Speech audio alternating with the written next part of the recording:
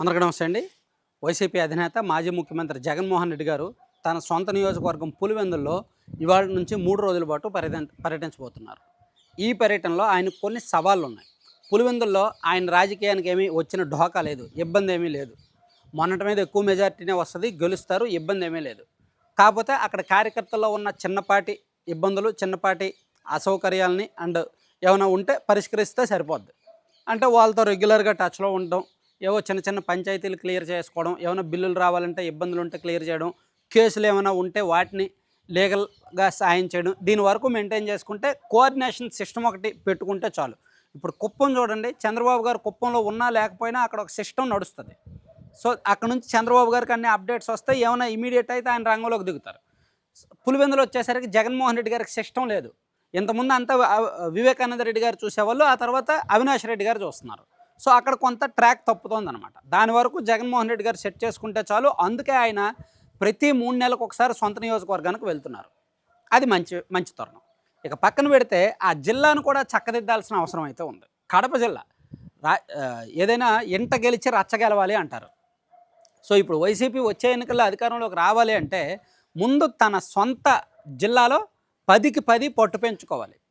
10లో గత ఎన్నికల్లో 7 ఓడిపోయారు, 3 మాత్రమే గెలిచారు. బద్వేలు, పులివెందుల, రాజంపేట గెలిచారు, మిగిలిన 7 ఓడిపోయారు. ఇందులో వైసీపీ కంచుకోటం లాంటి కమలాపురం, కడప, జమ్మలమడుగు లాంటి నియోజకవర్గాలు కూడా ఓడిపోవడం మింగుడు పడిన విషయమే. సో ఇప్పుడు దాన్ని సరిదిద్దాలి అంటే జగన్మోహన్ రెడ్డి గారికి ఆదిలోనే కొన్ని సవాళ్ళు ఉన్నాయి. అది మెయిన్ సవాల్ ఏంటంటే అక్కడ ముఖ్య నేతలు జగన్మోహన్ రెడ్డి గారి బంధువులు. ఒకరేమో తమ్ముడు అవినాష్ రెడ్డి గారు, జగన్మోహన్ రెడ్డి గారికి స్వయాన తమ్ముడు. ఇంకొక ఆయన రవీంద్రనాథ్ రెడ్డి, జగన్మోహన్ రెడ్డి గారికి స్వయాన మేనమామ. ఆ ఇద్దరికి పడట్ల, వాళ్ళిద్దరికీ కోల్డ్ వార్ నడుస్తుంది. అది అందరికీ తెలిసిన విషయమే. అంటే ఇద్దరిది కూడా పట్టు కోసం, పార్టీ మీద పట్టు కోసం, ఒకరి మీద ఒకరికి పట్టు కోసం ఇదనమాట. ఒక ఆయనేమో ఎంపీ, మరొక ఆయనేమో జిల్లా అధ్యక్షుడు. సో జిల్లా మొత్తం రాజకీయం చేయాల్సింది రవీంద్రనాథ్ రెడ్డి. ఈయనేమో డబ్బులు ఖర్చు పెట్టడు.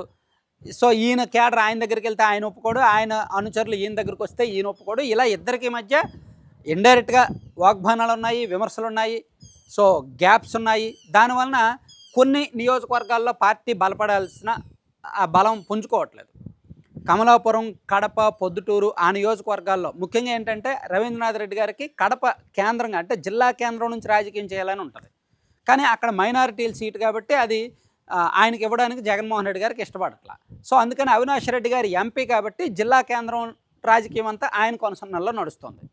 అది ఈయనకి నచ్చట్లేదన్నమాట. సో అక్కడ ఆ కోల్డ్ వార్ ఒకటి పరిష్కరించాలి. ఈ కోల్డ్ వార్ని సరిదిద్దితే కడప నియోజకవర్గం జిల్లా కేంద్రంలో పార్టీ కొంతవరకు సెట్ అవుద్ది.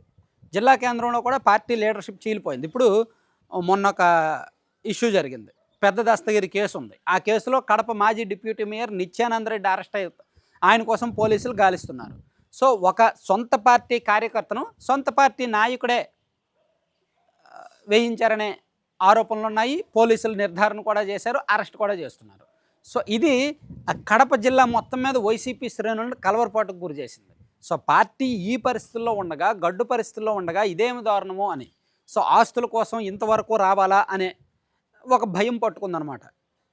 సో ఒకవైపు ఈ కేసు నుంచి, ఈ ఆలోచన నుంచి ట్రాక్తో తీసుకురావాలి, అక్కడ పార్టీని కాపాడుకోవాలి. సో జిల్లా కేంద్రంలో పార్టీ బాగుంటే ఆ ప్రభావం అటు కమలాపురం కావచ్చు, ఇటు మిగిలిన నియోజకవర్గాల్లో కూడా ఉంటుందన్నమాట. అదే జగన్మోహన్ రెడ్డి గారి ఆలోచన. అందుకే పార్టీలో విభేదాలు, ఈ వర్గపోరు కంట్రోల్ చేయాలి. అండ్ ఈ కడపలో జరిగిన ఈ ఘటన నుంచి కేడర్ను వీలైనంత త్వరగా బయటకు తీసుకురావాలి. సో మిగిలిన చోట పార్టీని కాపాడుకోవాలి. జమ్మలమడుగు అండ్ కమలాపురం, పొద్దుటూరు లాంటి స్ట్రాంగ్ నియోజకవర్గాల్లో మళ్ళీ పునరుత్తేజం రావాలంటే, మళ్ళీ పుంజుకోవాలంటే ఖచ్చితంగా కేడర్ని యాక్టివేట్ చేయాల్సిన అవసరం ఉంది. నిజానికి అక్కడ కూటమి ఎమ్మెల్యేల మీద కొంత వ్యతిరేకత ఉంది.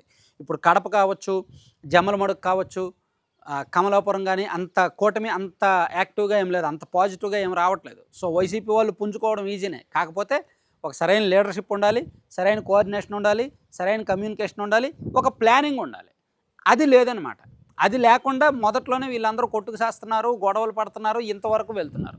సో దాన్ని చక్కదిద్దే పని బాధ్యత జగన్మోహన్ రెడ్డి గారి మీద ఉంది.